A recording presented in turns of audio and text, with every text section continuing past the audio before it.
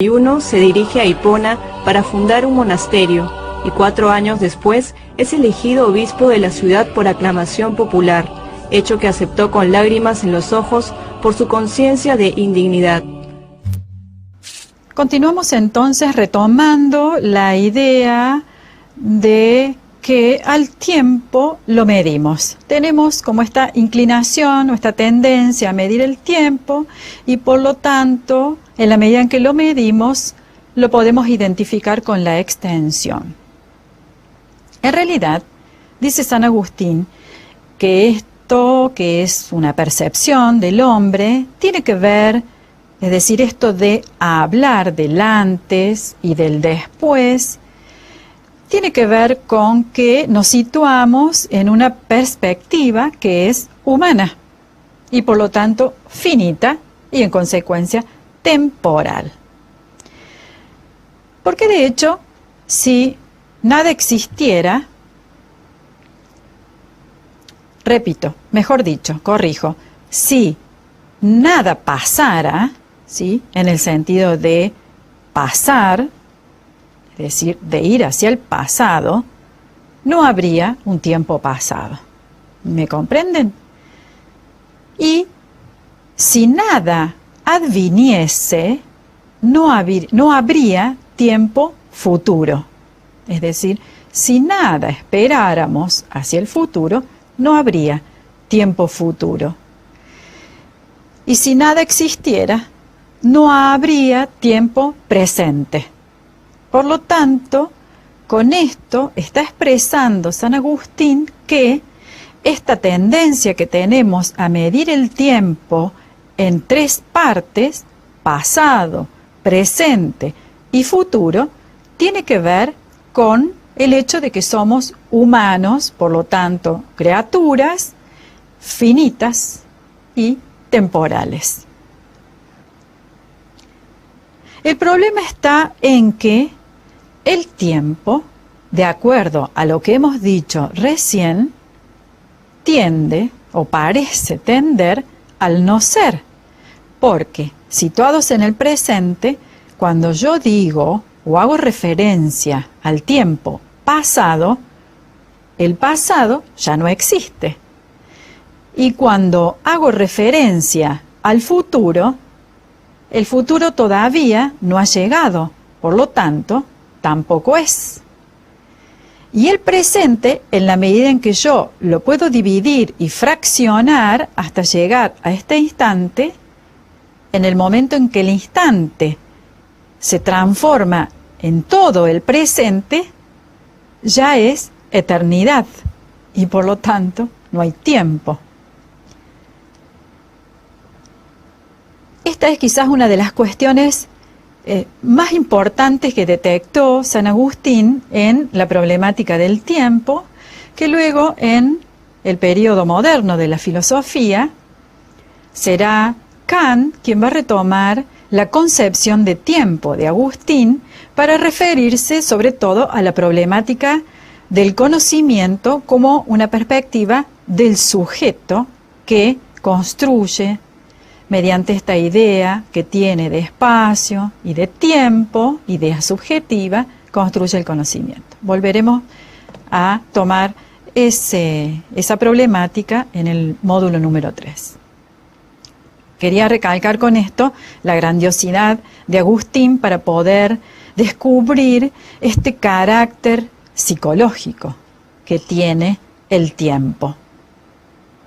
Entonces, dice San Agustín que estábamos en que el tiempo tiende al no ser. ¿De dónde surge entonces esta posibilidad que tiene el humano en su finitud de caracterizar al tiempo por estos 3 momentos? Bueno, tiene que ver con que efectivamente el tiempo es una extensión,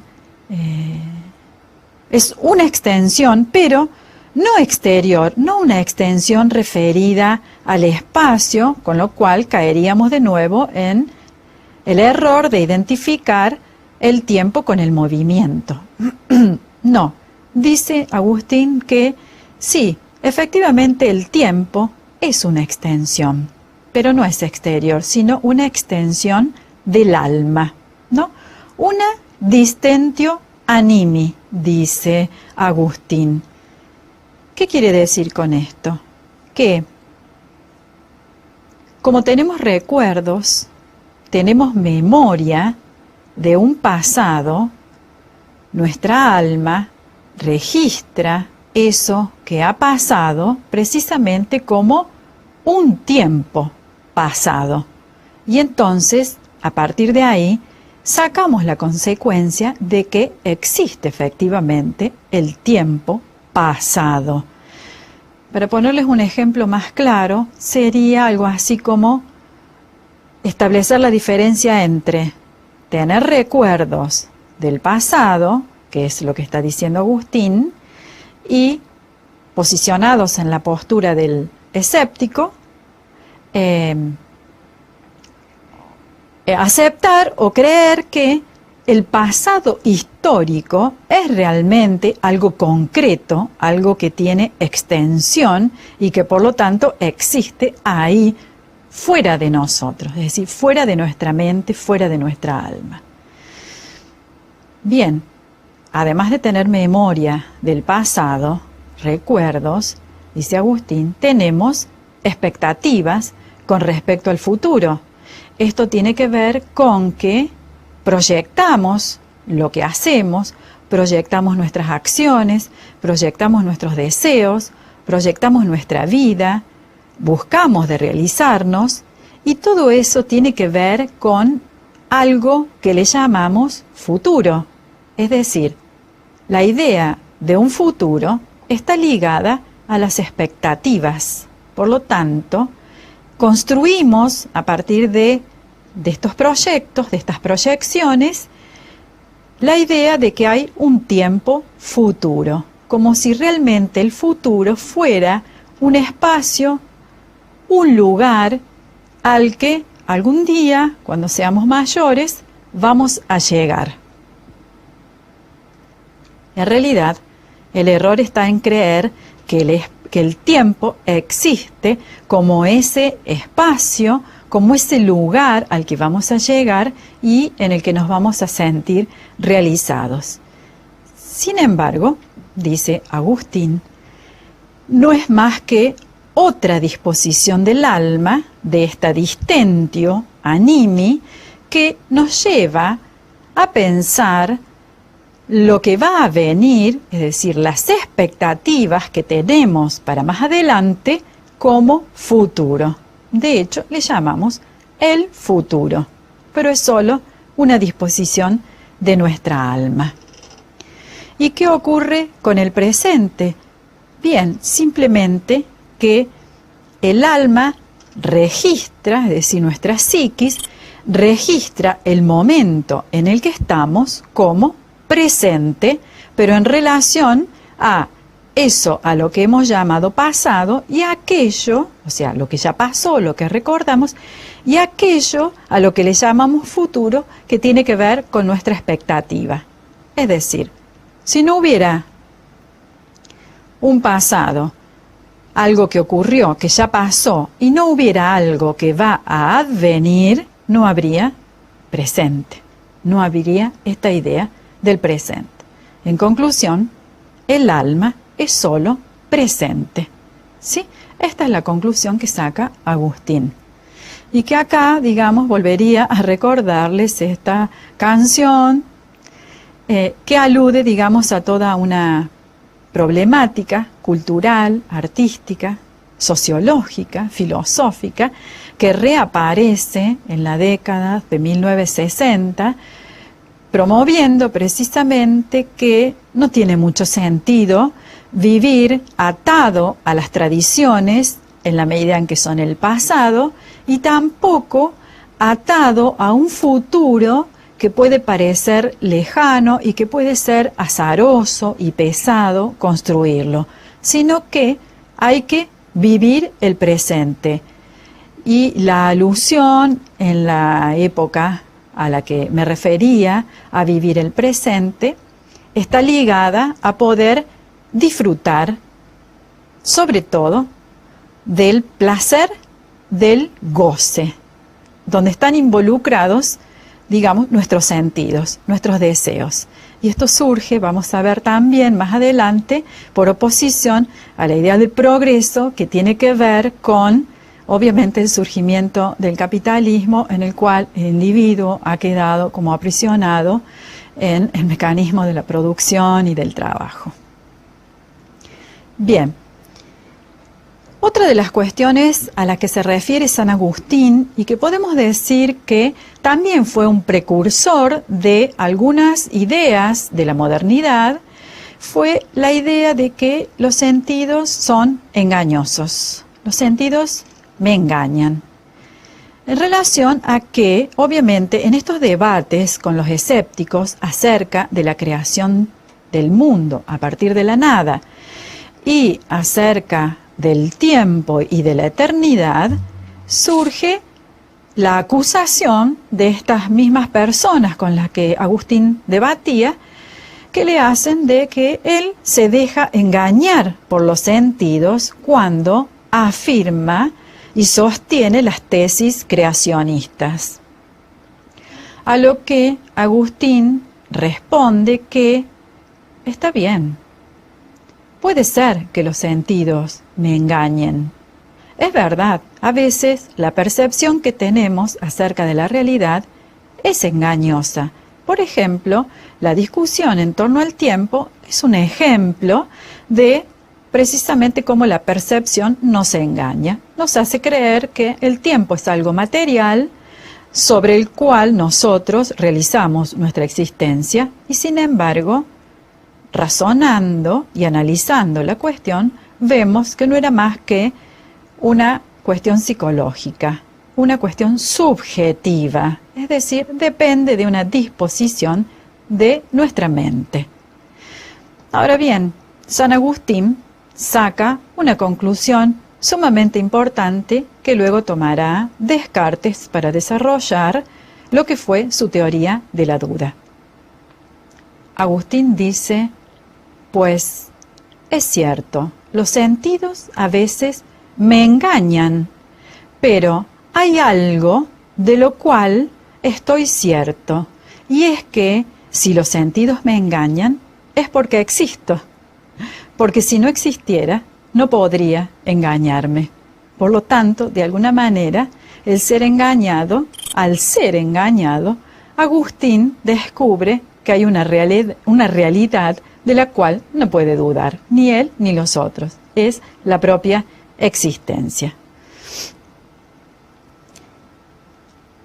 Bien, entonces, podemos decir, para cerrar de alguna manera las tesis agustinianas, que aceptar que el mundo es una criatura de Dios y que esta creación es hecha a partir de la nada, implica reconocer que antes del mundo no había nada, solo Dios y la nada. Y por lo tanto, implica reconocer que Dios ha creado al mundo por su propia voluntad y que es libre en este acto de crear. No podríamos imaginarnos, dice Agustín, un Dios que crea el mundo condicionado por un impulso o por algún determinismo de la naturaleza.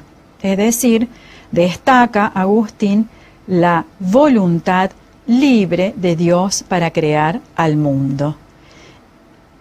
Por otro lado, quiero que les quede bien claro que también la idea creacionista nos sitúa como criaturas de Dios y por lo tanto como seres finitos, como seres temporales.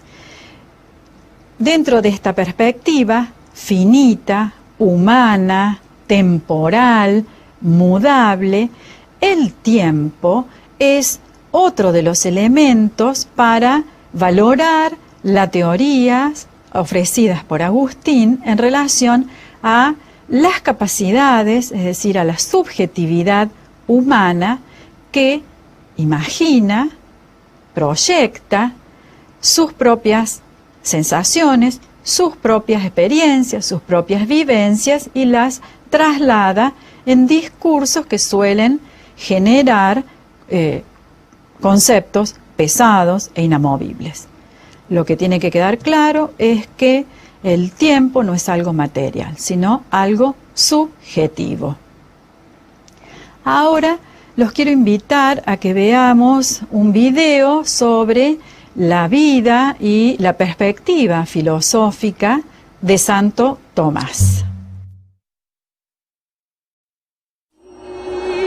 Tomás nació en Aquino, cerca de Nápoles, en 1225. Teólogo y filósofo, su pensamiento tuvo a Dios como tema central. Sin embargo, valoró debidamente la experiencia sensible y el poder de la razón, mostrando su filosofía una vigorosa tendencia hacia lo concreto. Su obra es uno de los momentos culminantes del pensamiento medieval, realizando la síntesis más acabada entre el aristotelismo y la doctrina cristiana. La escolástica, de latín scholasticus, aquel que pertenece a la escuela. Es el movimiento teológico y filosófico que intentó utilizar la filosofía grecolatina clásica para comprender la revelación religiosa del cristianismo. Dominó en las escuelas catedralicias y en los estudios generales que dieron lugar a las universidades medievales europeas, en especial entre mediados del siglo XI y mediados del siglo XV. Su formación fue, sin embargo, heterogénea, ya que acogió en su seno corrientes filosóficas no solo grecolatinas, sino también árabes y judaicas. Esto causó en este movimiento una fundamental preocupación por consolidar y crear grandes sistemas sin contradicción interna, que asimilasen toda la tradición filosófica antigua. Bien, vamos a continuar entonces con Santo Tomás. Tal como habíamos dicho, la idea de este módulo era profundizar en el pensamiento de San Agustín y ver cuáles son los vínculos o las relaciones que se establecen con Santo Tomás y finalmente alguna referencia a Guillermo de Ockham. Como habrán leído, Tomás nació en Rocaseca, en Italia, por allá por el año 1200 aproximadamente, o sea, 8 siglos más tarde que San Agustín. Digamos de paso que Agustín reprodujo, salvo algunas excepciones, el pensamiento idealista de Platón. Cuestiones idealistas que Agustín toma de Platón tiene que ver con esto de que los sentidos son engañosos. Y por otro lado, salva algunas cuestiones relativas a la teología de su época, oponiéndose a las tesis platónicas de la heterogeneidad del tiempo y de la eternidad. Entonces, podemos decir que Agustín representa el idealismo inaugurado por Platón, pero solo toma algunos aspectos. En cambio, con Santo Tomás no ocurre lo mismo, puesto que Santo Tomás prácticamente reproduce el pensamiento de Aristóteles, solo que poniendo a Dios en el lugar en que Aristóteles pone términos como sustancia, esencia, primer motor inmóvil, etcétera, etcétera. Por eso es que muchos comentadores han dicho que Santo Tomás solo ha cumplido la función de cristianizar el pensamiento aristotélico. Esto no es tan así porque la riqueza del pensamiento de Tomás no está exclusivamente en estos temas que están presentes aquí en este programa, sino que ahondó en cuestiones más relacionadas con la fe viva, la fe vivida del creyente, en relación con precisamente ese vínculo entre el creyente y ese Dios que no es solo creador, sino que es un Dios más bien personal. Bien, algunos aspectos hay que creer a las críticas y otros aspectos no tanto. Bien, para Santo Tomás, el ser, que es lo más íntimo de la realidad, es su esencia, es su principio formal. Ahora bien, cuando Tomás habla del ser, ¿de qué ser nos está queriendo hablar? ¿Del ser de Aristóteles? Filosóficamente hablando, se está refiriendo en los mismos términos y en los mismos conceptos al ser aristotélico. Pero para Tomás, este ser es Dios. Por lo tanto, Tomás está haciendo teología sobre la esencia de Dios. Dios es lo más íntimo de la realidad. Y a la vez, esta intimidad, esto íntimo de la realidad, es su esencia. Con lo cual, Tomás nos está diciendo que en Dios el ser y la esencia coinciden. Dios es uno y subsistente. Este ser uno y subsistente es Dios y no es inmanente. ¿Sí? Quiero acá que podamos hacer el paralelismo recuperando lo que había afirmado Aristóteles con respecto al ser. ¿Qué es ser para Aristóteles? Es ser substancial. Cuando se afirma subsistente, se está refiriendo a que es substancia. ¿Y qué es la substancia? La substancia, el subjectum, es decir, el sujeto único que soporta todos los accidentes. Este es Dios. Bien, dice que no es inmanente. Dios no es inmanente a la criatura. Porque, a ver, si Dios fuera inmanente en lugar de trascendente, significaría que Dios está en cada una de las criaturas, es decir, en cada uno de los entes creados. Si Dios está en cada uno de los entes creados, quiere decir que ocurre lo mismo que dijimos con el ejemplo del volcán, que Dios se ha repartido. La inmanencia quiere decir esto, que la esencia de Dios está repartida en cada una de las cosas. Que esto nos llevaría a afirmar entonces que todo está lleno de Dios, o que todo es Dios, que la piedra es Dios, que el árbol es Dios, que la planta es Dios, que el hombre es Dios, y que todo lo que podemos observar es Dios, la luna, el sol. A esto alude la inmanencia, que es una corriente de pensamiento que cobró mucha fuerza más tarde, también ahí entre la transición entre el periodo medieval y la época moderna. Sobre todo es un tema que recogió Spinoza. Bien, Santo Tomás quiere salvar también la idea de un Dios creador. Y un Dios creador crea a partir de la nada.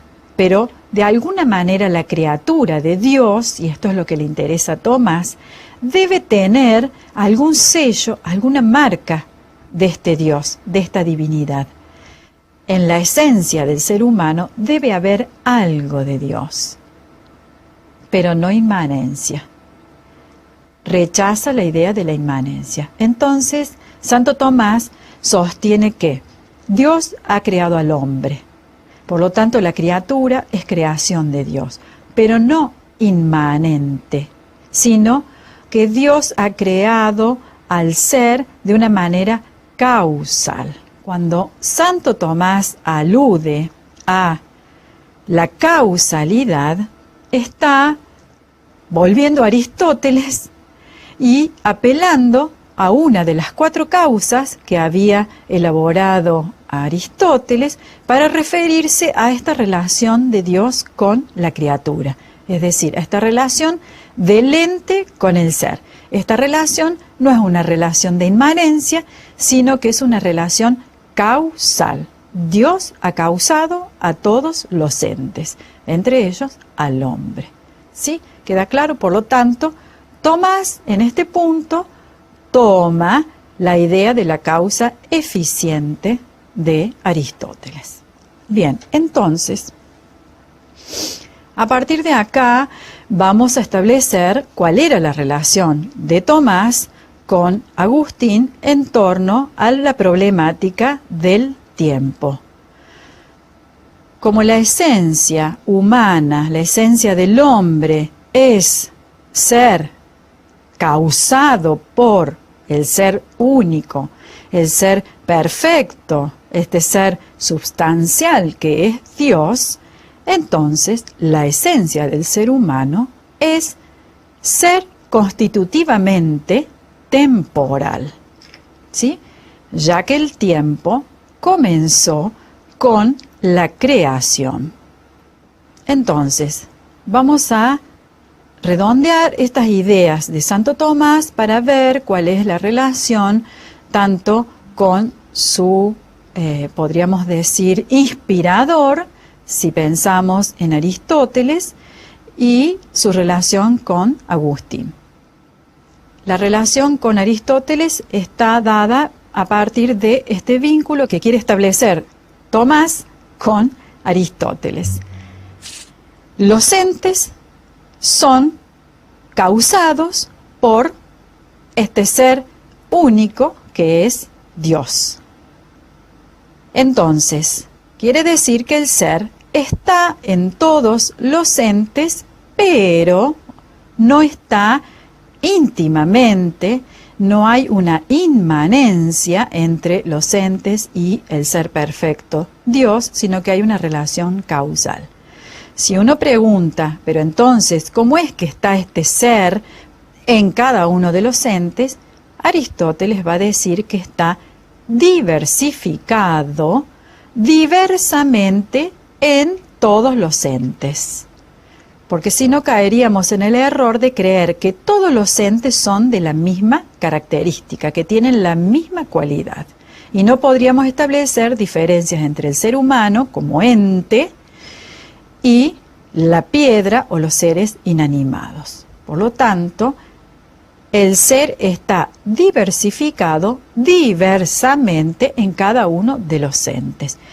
¿Qué es lo que le da la particularidad y la especificidad a cada uno de los entes? Pues precisamente ese agregado que no es un más, un plus, sino un menos, que es la esencia de cada cosa. La esencia de cada ente es precisamente aquello que hace que un ente sea tal y no otro ente. Con respecto al vínculo con la temporalidad de Agustín, solo repetir que es constitutivo de este ente, por ser criatura del ser único y subsistente que es Dios, es finito, es temporal.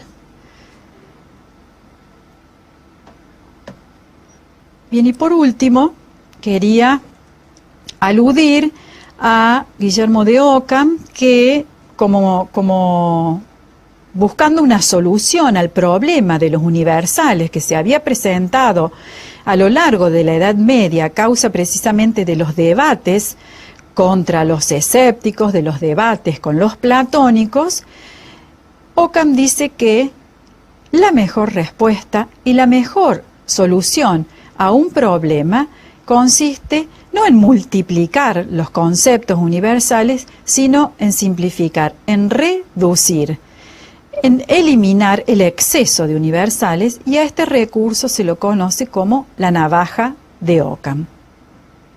Y les he traído esta imagen de la creación del hombre, donde nos muestra cómo todo el arte del Renacimiento está abocado a expresar esa ideología que atraviesa toda la época moderna. Guillermo de Occam concluye que la esencia del hombre es ser criatura. Occam también es religioso, solo que piensa en un orden más empirista. La esencia de esta criatura es la temporalidad. Y para cerrar esta unidad, este módulo número 2, vamos a recordar algunos de los conceptos, ejes de esta problemática que les he traído acá. Vimos de San Agustín la idea de la creación a partir de la nada, el concepto del tiempo como algo que no existe materialmente o exteriormente, sino que es una disposición del alma, y que con respecto a esto, a esta concepción, a esta creencia del tiempo como algo exterior, estamos engañados y son los sentidos lo que nos engañan, a pesar de que este engaño nos permite reconocer que si nos engañamos, existimos. Con respecto a Santo Tomás, aclarar que hemos querido referirnos a su concepción del ser, muy aristotélica, a la que él le pone el nombre de Dios para poder expresar y demostrar racionalmente, en sentido último, la existencia de Dios. Y Guillermo de Occam, avanzando en la época medieval, digamos llegando casi al final del medioevo, viene a plantear que en las discusiones y en las disputas verbales hay un abuso excesivo de los universales y que no hay realidades que correspondan a tantos conceptos universales. Por lo tanto, el universal no es más que un acto de la mente. Bien, con esto hemos terminado el módulo número 2, correspondiente a la filosofía medieval. Espero que esto les haya servido para aclarar los conceptos claves de los temas que ustedes han leído hasta ahora. Me despido de ustedes hasta el próximo encuentro en el módulo número 3.